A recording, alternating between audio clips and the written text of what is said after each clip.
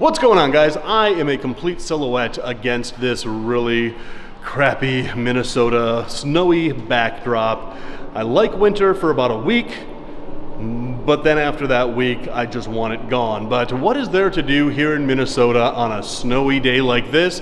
Well, come here to my hometown zoo, the Minnesota Zoo, and go into the Tropics Trails. It's nice, it's warm, it's humid, and there are some really amazing animals to be seen in there. So let's go take a tour of the Tropics Trail here at my hometown zoo, the Minnesota Zoo.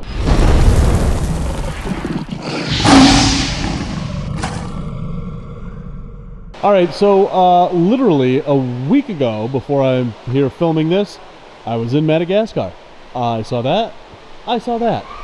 I don't know if I saw that. I saw a comet moth. I saw rough lemurs. I saw day geckos. All right, so these are the tropics. The area between the Tropic of Cancer and the Tropic of Cancer corn, I almost said. Capricorn. The Tropic of Candy Corn. The Tropic of Capricorn. Anything between the Tropic of Cancer and candy corn is all considered the tropics of the world. And one of my favorite places in the world, even though we live way up here in the frozen tundra. All right, enough of that. Let's go into the Tropics Trail. Look at this place. So I gotta say, when it's winter outside, which it usually is here in Minnesota, one of my favorite places to go is here to the Minnesota Zoo and just spend the afternoon here in the Tropics Trail. It's nice and toasty in here, it's nice and humid in here, and you can see some pretty cool animals in here. Right over here, we've got ring-tailed lemurs. Literally a week ago today, I was playing with wild ring-tailed lemurs in Madagascar. So all the megafauna, the big animals of Madagascar are long extinct. But wouldn't it have been cool to see an elephant bird there? Or a pygmy hippo? Or a giant sloth lemur? Oh man, I wish these guys were still around. But two radiated tortoises over there are still around. That's kind of cool. All right, so leaving Madagascar again, we're now heading into Africa. So the first animal that we see in the Tropics Trail in the Africa section are these guys. These are West African dwarf crocodiles.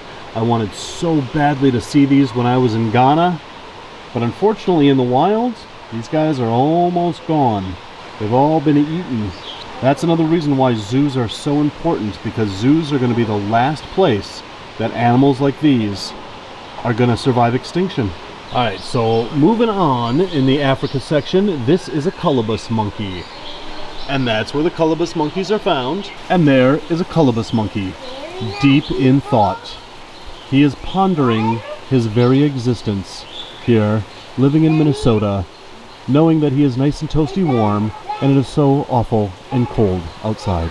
But look at his enclosure. This is a really cool way of enrichment, because if you look at this big tree, right above him, they have put actual figs all over the tree so that he can naturally go hunt for his favorite food where his favorite food is found. And yet, he is still so pensive.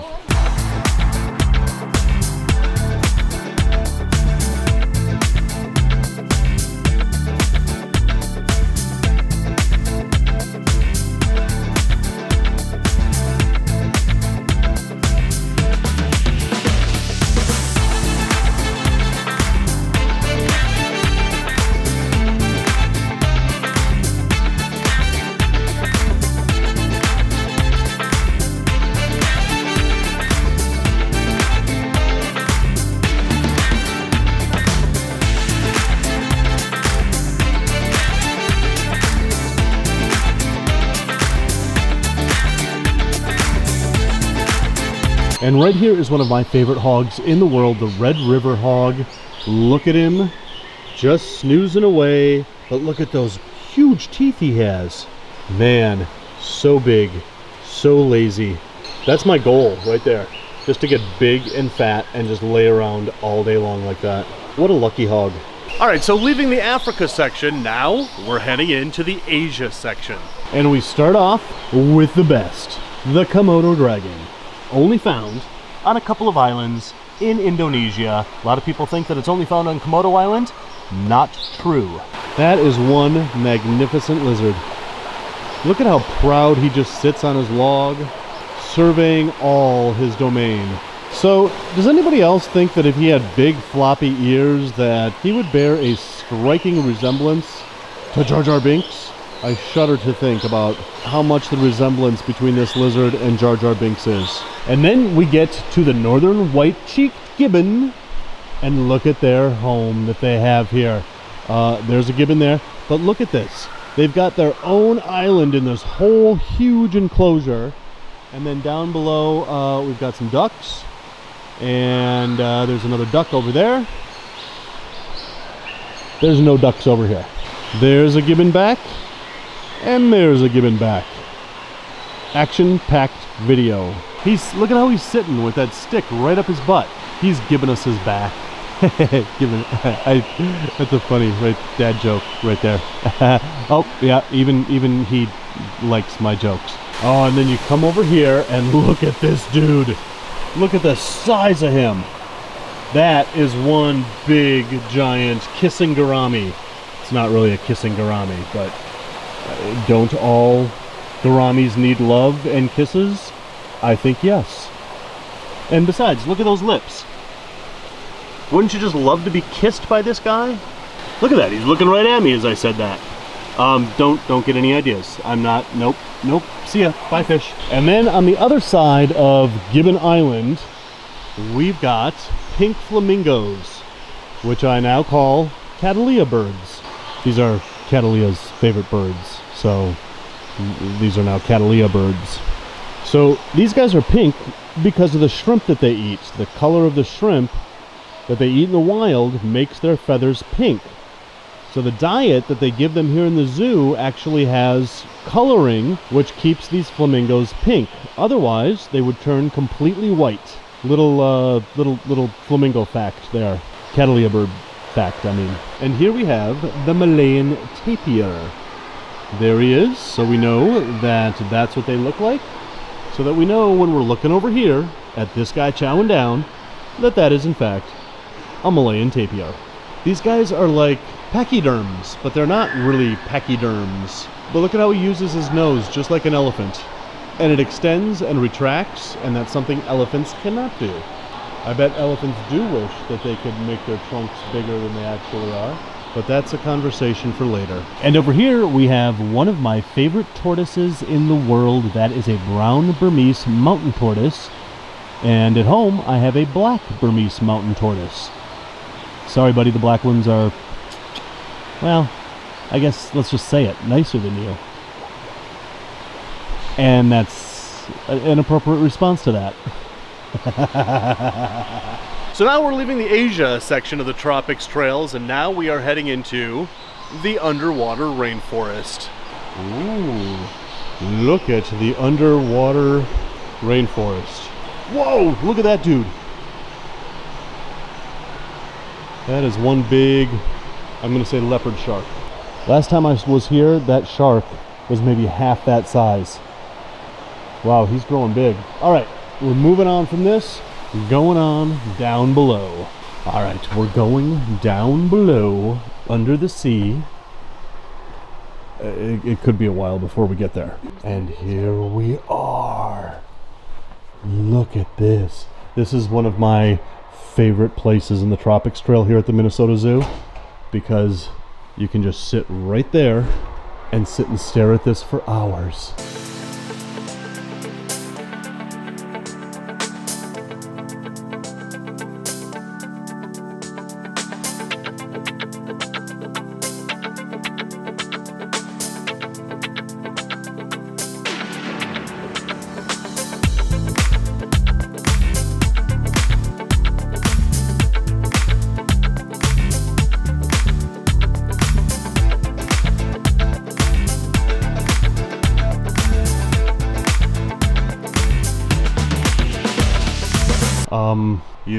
You doing okay there, buddy?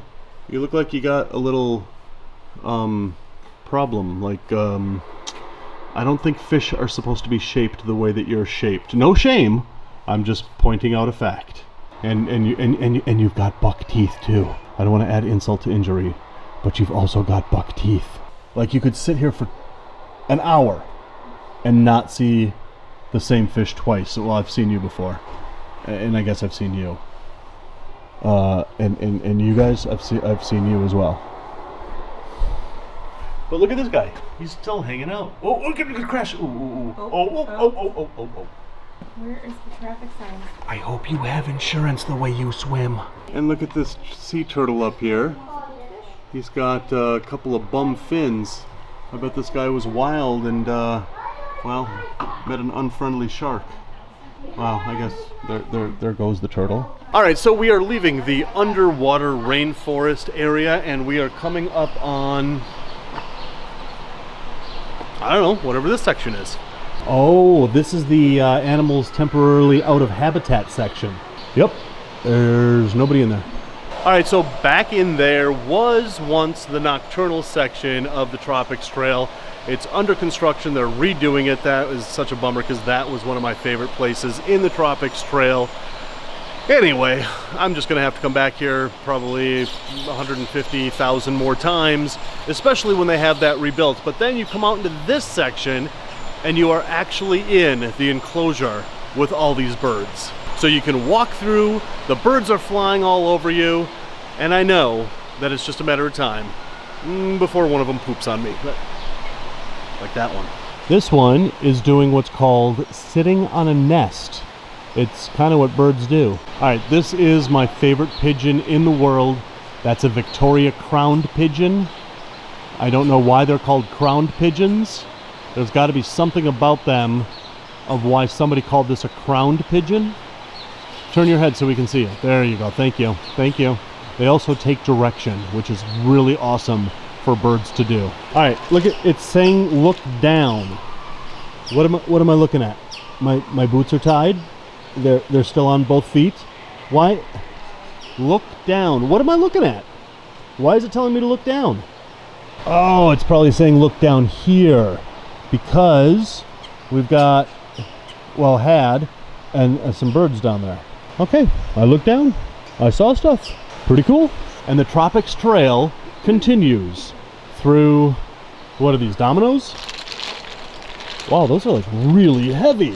What if somebody like isn't as strong as me and can't get through this iron gate? Well, I guess that just means they can't get in. Well, I'm going in. Oh, okay, got it. Oh, hey, what? What kind of sorcery is this? Those doors just opened automatically and opened us into a whole new area of the Tropics Trail beneath the canopy.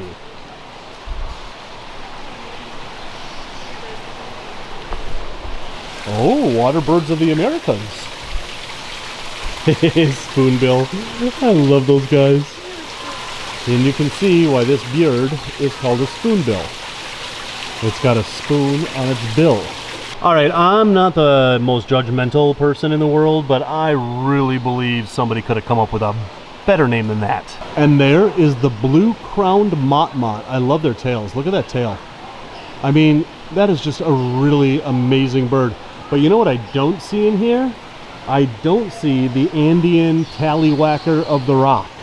All right, we are heading into the South American hotspots. And here we have the red-rumped agouti. No, these are just absolutely adorable. Look at that little rodent right there. Agouti. A cutie. And then up here, we've got this dude. And these are the Bolivian gray titty monkeys. And here is his other two titty friends. So we've got two titties here, and we've got one titty right there. You know what's better than two titties? Three titties. And there we have three furry titties. Wait a second, this just in, there are now 4 titties. We have 4 titties, and they are bouncy, and they are hairy. Whoa, that titty is a spaz. That is one bouncy titty. So guys, just like that, the Minnesota Tropic Trail has ended, and so has this video. Guys, there's lots more zoo adventures coming up, so hit that subscribe button. When you do, hit that bell so you never miss an upload. Give this video a like, leave a comment, let me know what some of those fish are, because I know that I know them, but I don't know them. Anyway guys, until the next zoo adventures, love the planet, feed your animal obsession, and rattle on.